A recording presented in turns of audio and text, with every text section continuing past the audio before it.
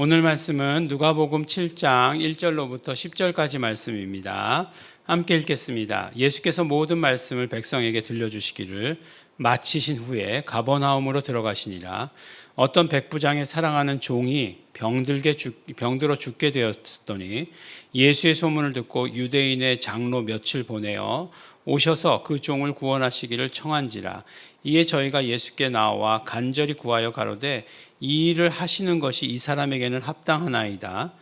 저가 우리 민족을 사랑하고 또한 우리를 위하여 회당을 지었나이다 하니 예수께서 함께 가실새 이에 그 집이 멀지 아니하여 백부장이 벗들을 보내어 가로되 주여 수고하시지 마옵소서. 내 집에 들어오심을 나는 감당치 못하겠나이다. 그러므로 내가 주께 나아가기도 감당치 못할 줄을 알았나이다. 말씀만 하사 내 하인을 낫게 하소서. 저도 남의 수하에 든 사람이요 제 아래에도 군병이 있으니 이더러 가라 하면 가고 저더러 오라 하면 오고 제 종더러 이것을 하라 하면 하나이다. 예수께서 들으시고 저를 기이 여겨 돌이키사 좇는 무리에게 이르시되 내가 너희에게 이르노니 이스라엘 중에서도 이만한 믿음을 만나보지 못하였노라 하시더라. 보내었던 사람들이 집으로 돌아가 보매 종이 이미 강건하여졌더라. 아멘.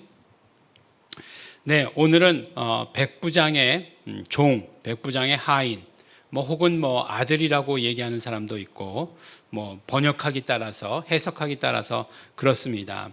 근데 어떻든지 간에 이제 그게 핵심은 아니고요.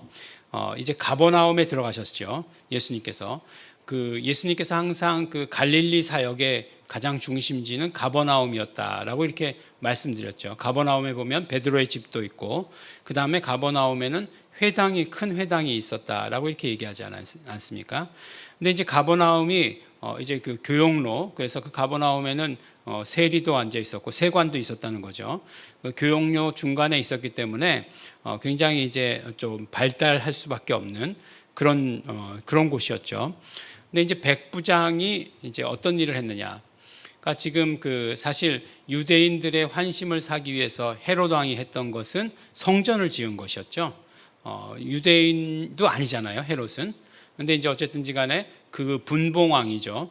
분봉왕으로서 환심을 사기 위해서 그것을 했던 거죠. 왜냐하면 워낙 이 유대인들은 종교 중심적인 그런 삶을 살고 있기 때문에, 그러니까 하나님 중심의 삶을 살았잖아요. 어쨌든 정치, 경제, 사회, 문화가 다 하나로 묶여 있는, 하나님께로 묶여 있는 그런 삶을 살았죠. 근데 이제 백부장도 결과적으로는 그 밑에 100명을 거느린 그런 권력이 있는 사람이죠. 그런 사람이니까 그것을 협력하기 위해서, 또는 이 사람이 이제 또 그런 경우도 있을 수 있겠죠. 이제 우리가 하나님 경외자라고 이렇게 얘기하는데 God fearer라고 이렇게 얘기하죠. 혹시 그럴 수 있겠죠. 이제 그런 사람인데, 그래서 이제 어떤 일을 했냐면 회당을 짓는 일에 굉장히 큰 일을 했다라고 이렇게 이야기하는 것 아니겠습니까? 그러니까 유대인의 장로 몇을 보내어서 그 종을 구원하시기를 청한지라 라고 이렇게 얘기하고 있어요.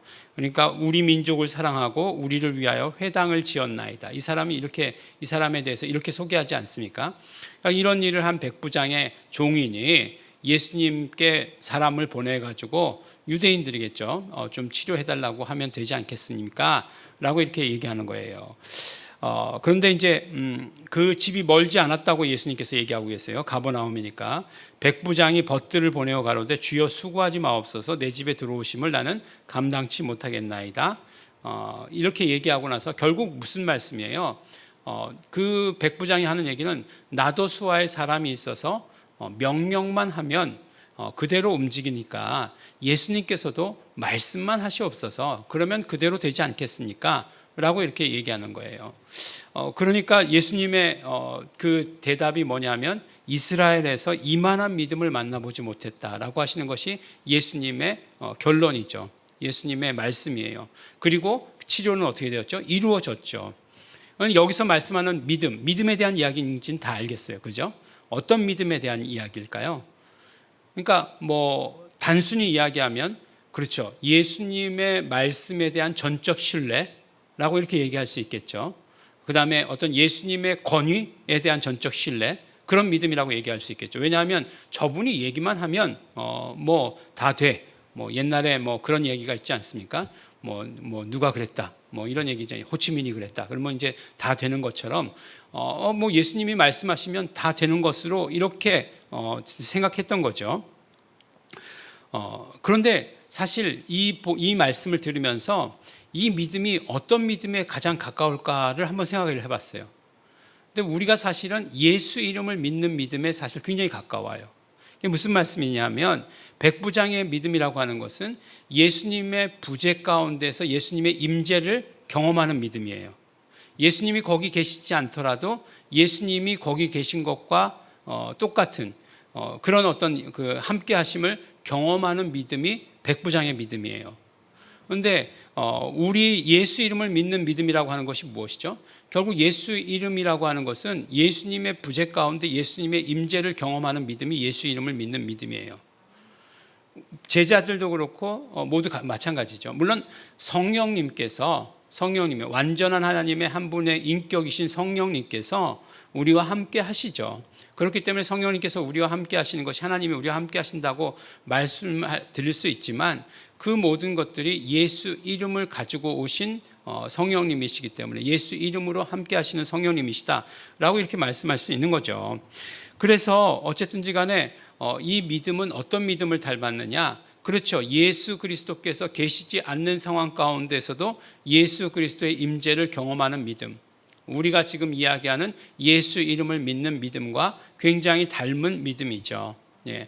그래서 그런 것에서 의미가 있고 이 믿음에 대해서 예수님께서 뭐라고 얘기하죠?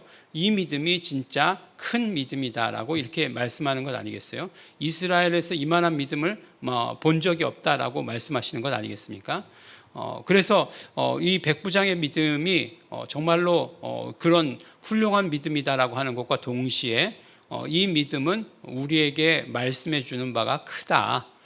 우리가 이런 믿음, 예수 이름을 믿는 믿음의 모습이 바로 이런 모습이다라고 하는 것을 어떤 면으로 보면 예시적으로 우리에게 알려주신 것이 아닐까라는 생각을 해봅니다. 그렇죠. 예수님, 하나님 우편에 계시죠. 그렇지만 우리는 예수 이름을 불러서 예수님의 임재를 경험하게 되는 거죠.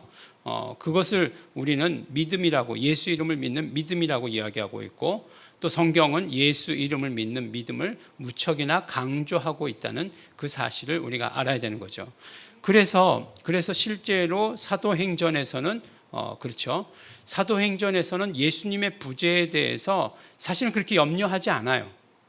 보면 자연스럽게 넘어갑니다. 뭐 보면은 누가복음에서 이제 사도행전으로 넘어가는 것을 보면 그래요. 사도행전 3장에서 예수 이름으로 그냥 예수 이름을 막 사용해요. 그죠?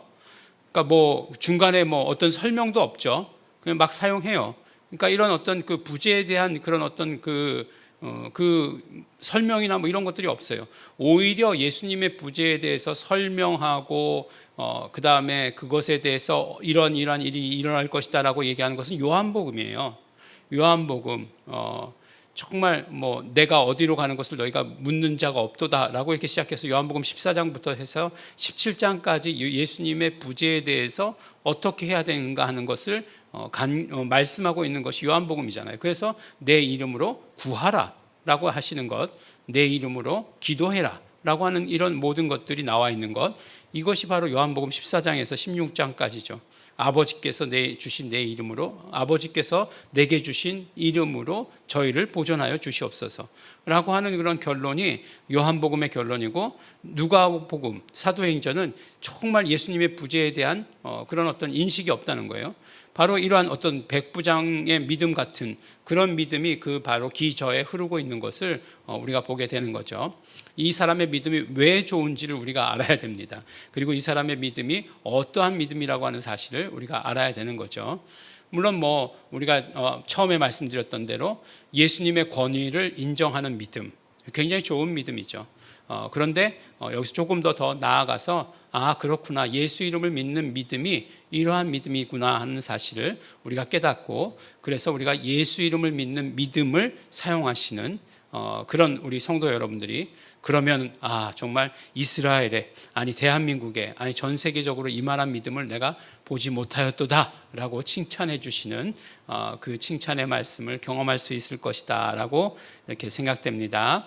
오늘 이 말씀을 통해서 예수님의 부재 가운데 임재를 경험하는 믿음, 이 믿음을 받아 가지시는 성도 여러분들 되시기를 예수 이름으로 축원합니다. 기도하겠습니다.